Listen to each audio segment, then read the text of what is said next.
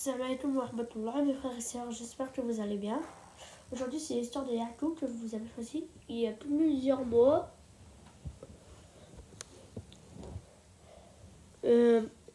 N'hésitez pas à partager, à liker, à vous abonner. L'histoire de Yacoub est concise. Il faut partager car il y a de belles leçons à en tirer. Le prophète Ibrahim est très connu au sein des 3 religions monothéistes. Le père de Yacoub était le prophète Ishaq. Le prophète Ibrahim, Ishaq et Yacoub étaient bénis de Dieu et furent couverts de miséricorde et d'honneur. Je vais vous lire un verset du Coran. Nous leur donnâmes de notre miséricorde et nous leur fîmes une renommée sublime et durable à travers les âges. Sourate 19, verset 50.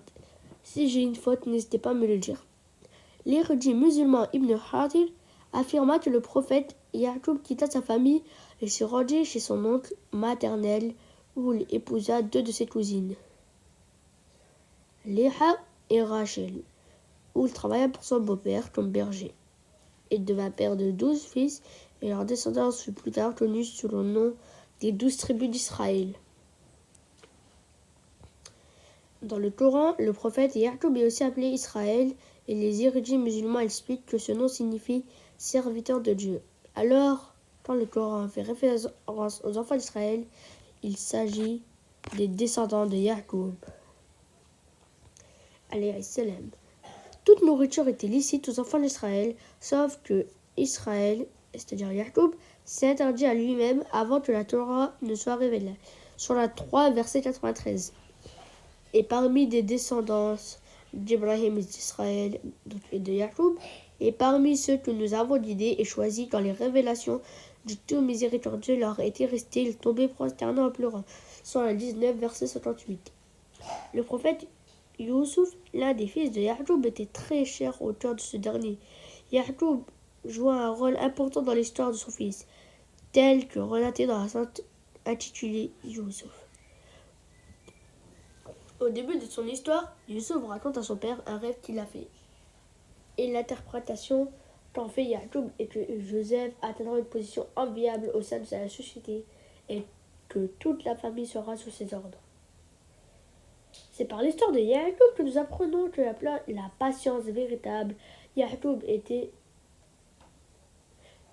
avec l'histoire de Yacoub, c'est-à-dire qu'avec l'histoire de Yacoub, il était très patient. Yacoub, c'était un homme qui aimait beaucoup ses enfants, mais qui souffrait énormément à cause d'eux lorsqu'il perdit temporairement son plus jeune fils.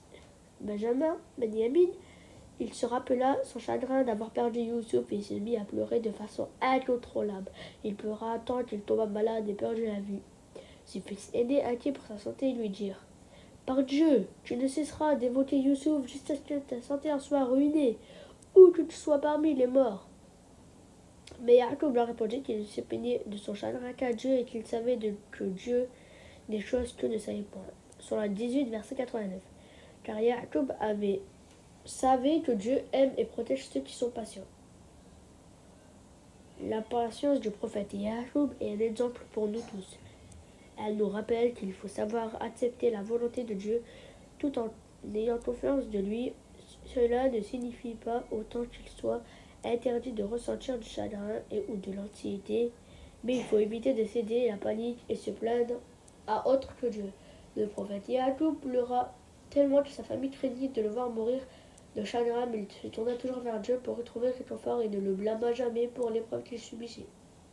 Yacoub mourut à un âge avancé, entouré de sa famille nombreuse. Même sur son lit de mort, il s'inquiétait et se demandait si ses enfants et ses descendants n'avaient pas oublié l'essence de l'adoration de Dieu.